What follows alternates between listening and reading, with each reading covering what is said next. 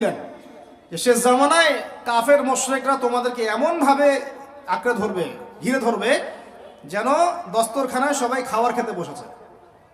মানে আমরা সবাই দস্তরখানায় খাবার খেতে বসলে যেমন করে বসি একসাথে, ওই যুগে বলছিলেন ইয়া রাসূলুল্লাহ সাল্লাল্লাহু আলাইহি ওয়াসাল্লাম, আমরা কি ওই সময় সংখ্যায় কম হব? অবাক হয়েছিলেন তারা, কারণ ওই সময় তো ইসলামের বিজয়ের যুগ। আমাদের এইরকম অবস্থা হবে যেখানে আমরা 313 মিলে 1000 বদরে ঠেকাই দেই, 700 মিলে উহুদের 3000 ঠেকাই দেই, মোতাব যুদ্ধে আমরা কত 3000 নিয়ে 2 লাখকে ঠেকাই দেই। ওই মুসলমানদের এই অবস্থা হবে? সাহাবীরা বলছিলেন অবাক হয়ে। তখন নবীজি বলছেন, হ্যাঁ তোমাদের অবস্থা ওইরকম হবে। তোমরা সংখ্যায় হবা সমুদ্রের ফেনার মতো। সমুদ্রের, দেখতে পারতেছেন এখন খালি নাম কাও আসতে মুসলিম বাড়তেই আছে। সমুদ্রের ফেনার মতো, কিন্তু দুইটা জিনিস তোমাদেরকে পেয়ে বসবে। এই দুইটার কারণে এই পরিণতি তোমাদের হবে। এক নাম্বার হচ্ছে তোমাদের মধ্যে দুনিয়ার মহব্বত তোমাদেরকে পেয়ে বসবে, আর একটা আল ওয়াহান তোমাদেরকে ধরে ফেলবে। সাহাবীরা বলছে ওয়াহান কি? নবীজি বলছেন তোমরা আল্লাহর পথে জীবন দিতে চাইবে না। এই ভয়, আল্লাহর পথে জীবন দেওয়ার ভয় তোমাদেরকে পেয়ে বসবে। এই দুইটা যখন তোমাদেরকে পেয়ে বসবে, তখন এই কাফের মুশরিক মুনাফিক যারা আছে সবাই মিলে তোমাদেরকে একটা কচু কাটা করে ফেলবে। হয় না এখন এটা?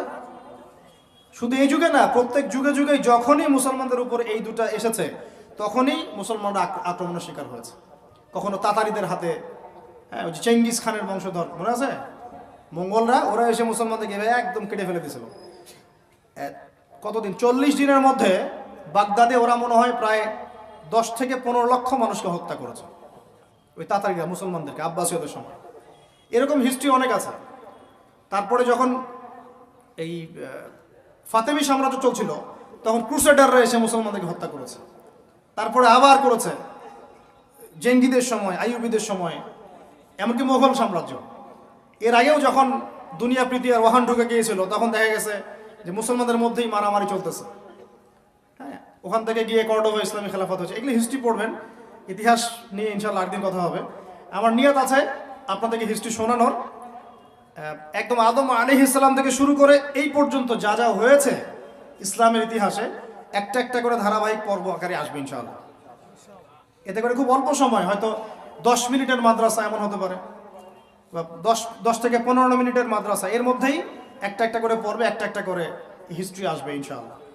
যদিও খুব টাফ এই কাজটা করা, এবং এটার জন্য অনেক ইনভেস্টমেন্টের দরকার। আল্লাহ পাক যেন সহজ করে দেন। আমি তো মূল কথাটা ভাই বলছি যে যখন আমরা এভাবে দুনিয়া প্রেমে ঢুকে গিয়েছি এবং আল্লাহর পথ থেকে সরে আসছি, মার খেতে হয়েছে।